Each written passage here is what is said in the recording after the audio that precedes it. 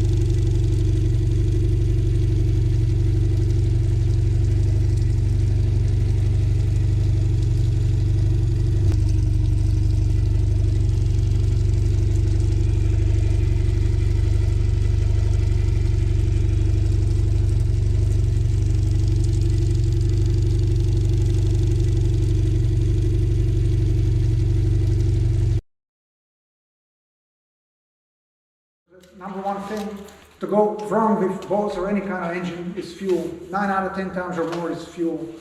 And with fuel, it's either dirty or it has water in it, or it's too old. It turns into like glue, gunk. So for the winter, I will make sure if I run it every day, I don't buy the ethanol-free fuel, or now they call it a boat fuel or wreck fuel. That means it's got no ethanol, which is better. But if you're running every day, you don't need it. Worst thing about boat engines is that they don't get used enough. That's why we do this maintenance even if you don't have enough miles or hours or whatever on it. But what I would do is I would siphon out of there as much fuel as possible. You cannot always get to the very bottom of the tank. And I think that's maybe what's going to happen here.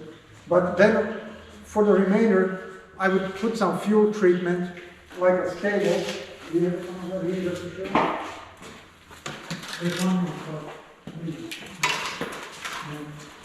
mix that with the fuel, and then I let the engine run so the fuel can get all the way to the injectors and throughout the engine. And once the engine is warm, it's much easier to drain all the oils, right? The cold oil is going to be like molasses, we're not going to get it out. And it's just like in a car. On this one, I feel our engine oil plug drains out of here, and then our gear lube, transmission oil out of there. Cleaner job, if you left this engine cover, side covers on, it would create a lot of mess draining that oil, and then it would break into the waterways and all that stuff. So it's worth to spend a little extra time, and then it gives you a chance to see what's going on with the engine. So if you want to come and have a look, what is what on this engine, now it's as explosive as it didn't be. That's a 3-person oil change. Yep.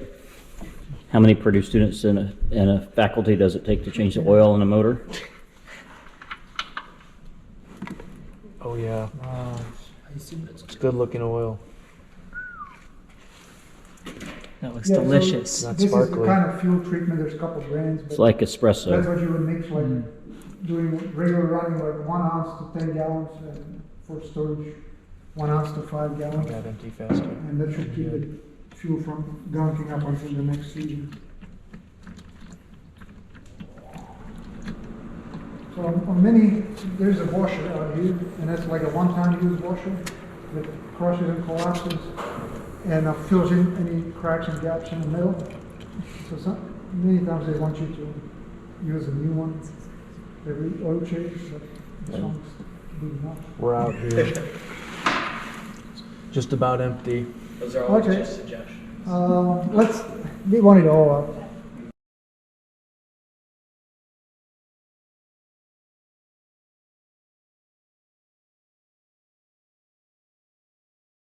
So normally you just pour it in and check the dipstick, pour more in, right? When you overfill, it's a problem because how are you going to get it out? And so that's why I ask, each engine has a spec on how much to put in, and then you're close enough to where you can run it and check the oil when it circulates through the filter.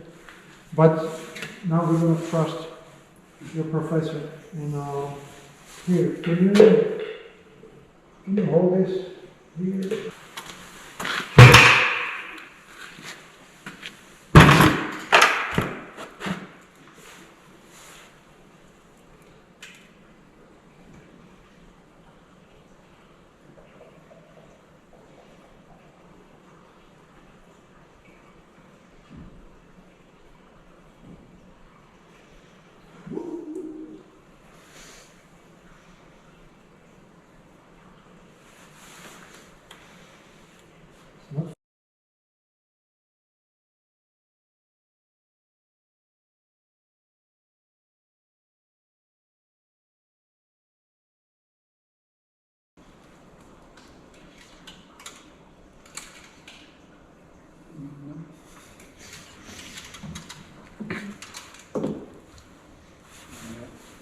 There we go. It needs maybe another quarter or so.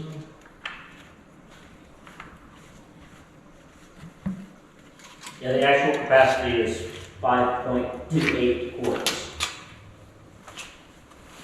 Okay, so we put in 5 or 4? 4. Okay, yeah. Yeah, so we need another half of this bottle. So that's for the engine oil, and it's similar to a car. Alright, so we just changed the oil filter. This is the oil filter, it just screws on and off. It creates a lot of mess the way it's designed because it's full of oil right now, and when you pull it off, it will get all this dirty, so I put these on. One of the systems that you have to check is steering, and more expensive or bigger, heavier bodies, bigger engines, there will be hydraulic steering. This is just old cable. It's like a bicycle brake cables, but it's a little thicker. And when you spin the steering wheel, the cable is pushed in and out, and then this rod, steering rod, gets extended, yeah, thank you, in or out. And that system has to be lubed, or once it freezes up, it won't be fun to drive this boat, and it takes $1,000 to take this all apart. Is it pumping? Yeah, it's pumping. Here, I can hold it for you. Are you getting the pump tool? Oh, no, it's not. Wait. Yeah, no. Not? It's like halfway. That's, yeah, Now it is. it'll catch up. Oh, there we go. I can see it. Yeah, it's coming out. I can hear it, yeah. Okay, yeah, that's good. We're just getting some grease, so there may not have been any before. Lubricate the steering shaft.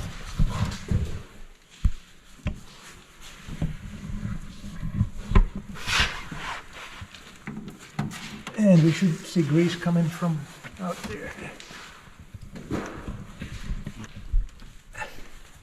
Can somebody work a little bit the steering wheel?